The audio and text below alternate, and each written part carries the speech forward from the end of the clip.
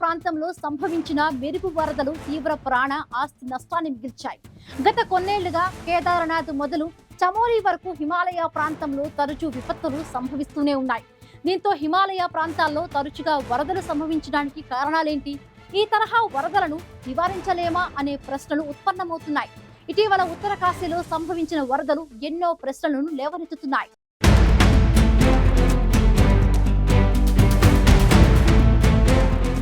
హిమాలయ ప్రాంతంలో ఇటీవల సంభవించిన మెరుపు వరదలు ప్రాణ ఆస్తి నష్టాన్ని మిగిల్చాయి. ముఖ్యంగా ఉత్తర కాశీలో ఇటీవల సంభవించిన వరదలు ఎన్నో ప్రశ్నలను లేవనెత్తుతున్నాయి. 2013లో కేదార్నాథ్ మొదలు 2021లో చమోలి వరకు హిమాలయ ప్రాంతంలో తరచూ విపత్తులు సంభవిస్తూనే ఉన్నాయి. భారీ వర్షాలు లేదా హిమాని నదాలు కరగడానికి తోడు అక్కడి సున్నిత పర్యావరణ వ్యవస్థ కారణంగా తరచూ వరదలు సంభవిస్తున్నాయి. హిమాలయ ప్రాంతాల్లో భారీ నిర్మాణాలు సమస్య తీవ్రతను పెంచుతున్నాయి. ఈ క్రమంలో మన దేశం పర్వత ప్రాంత అభివృద్ధి ఎజెండాలో వాతావరణ మార్పులు వంటి సమస్యలను పరిగణలోకి తీసుకోక తప్పదు. లేని పక్షుల్లో హిమాలయాల్లో ఈ తరహా దుర్ఘటనలు కొనసాగుతూనే ఉంటాయని అభిప్రాయాలు వ్యక్తమవుతున్నాయి.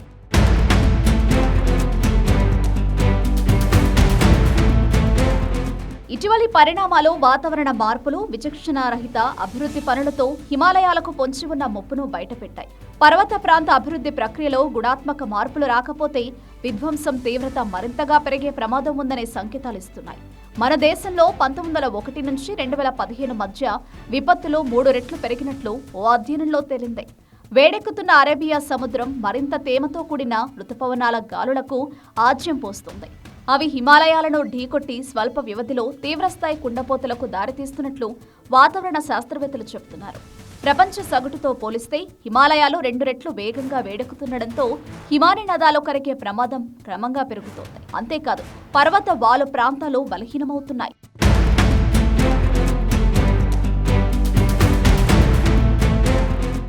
ఉత్తర కాశీలో తరచూ వరదలు సంభవించడానికి గల కారణమేంటి అన్నది తెలియాల్సి ఉంది. ఉత్తర కాశీ అనేది భాగీరథి ఎకో సెన్సిటివ్ జోన్ పరిధిలో ఉంది.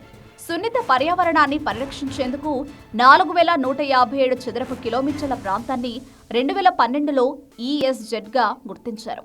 ESZలో భారీ నిర్మాణాలు, గనుల తవ్వకాలు, సహజ ప్రవాహాలను దెబ్బతీసే కార్యకలాపాలపై కఠినమైన ఆంక్షలు విధిస్తారు.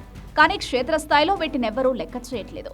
నదుల ఒడ్డునే పెద్ద పెద్ద హోటళ్లు, రెస్టారెంట్లు పుట్టగొడుగులా పుట్టుకొస్తున్నాయి. పర్వత వాలులను తవ్వి రోడ్లు వేస్తున్నారు. నిపుణుల హెచ్చరికలను పెడచెవిన పెడుతూ జల విద్యుత్ ప్రాజెక్టు కొనసాగుతూనే ఉన్నాయి. పర్యావరణ భద్రతను విస్మరిస్తూ వాణిజ్య ప్రయోజనాలకే పెద్దపీట వేస్తున్నారనేందుకు ధరాలి వరద విషాదమే నిదర్శనం.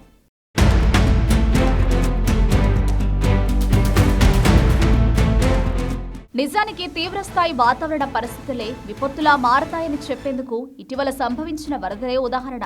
ముందు జాగ్రత్తలు లేకుండా మౌలిక సదుపాయాలను పెంచుకుంటూ పోతుండటంతో హిమాలయ ప్రాంతాల్లో ఆర్థిక, మానవ నష్టాలు పెరిగిపోతున్నాయి. కేదార్నాథ్ వరదల్లో 6,000కు పైగా మంది మరణించగా 7,000 కోట్ల రూపాయలకు పైగా నష్టం సంభవించింది. చమోలి గ్లేషియర్ విపత్తు 2 జల విద్యుత్ ప్రాజెక్టులను తుడిచిపెట్టేసింది. ఈ విపత్తులో 200కు పైగా కార్మికులు చనిపోగా 1,500 కోట్ల దాకా నష్టం వాటిల్లినట్లు అంచనాలున్నాయి. వాతావరణ సంబంధ విపత్తులతో మన దేశానికి ఏటా $87 బిలియన్ నష్టం వాటిల్లుతోందని ప్రపంచ బ్యాంకు అంచనా వేసింది.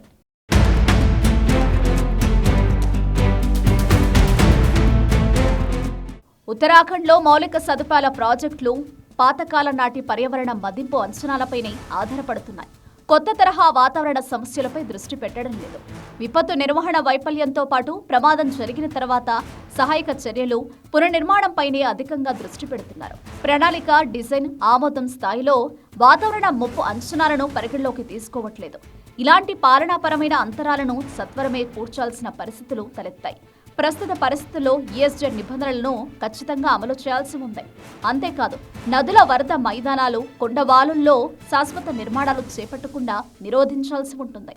రహదారుల వెడల్పు, జల విద్యుత్, హోటళ్లు వంటి ప్రతి పెద్ద ప్రాజెక్టుపై వాతావరణ భౌగోళిక విపత్తు మదింపు చేపట్టడం ద్వారా ఈ తరహా విపత్తులకు చెక్ పెట్టడం వీలవుతుంది.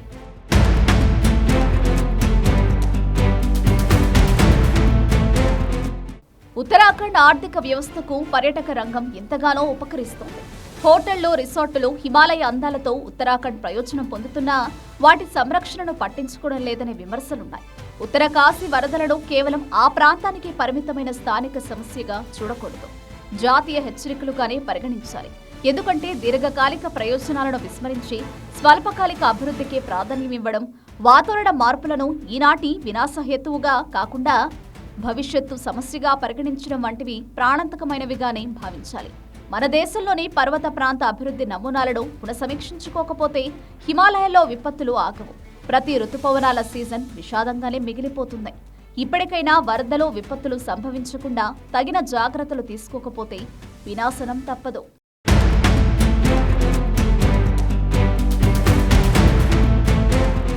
హిమాలయ ప్రాంతాల్లో తీవ్ర వర్షపాతం, కొండ చర్యలు జారడం, గ్లేసియర్లు కరగడం వంటి ప్రమాద అవకాశాలు ముందుగానే గుర్తించి వాటి పట్ల జాగ్రత్తలు తీసుకోవడం, హెచ్చరిక వ్యవస్థలపై పెట్టుబడులు పెంచడం ద్వారా ఈ తరహా విపత్తులకు చెక్ పెట్టాల్సిన అవసరం ఉంది.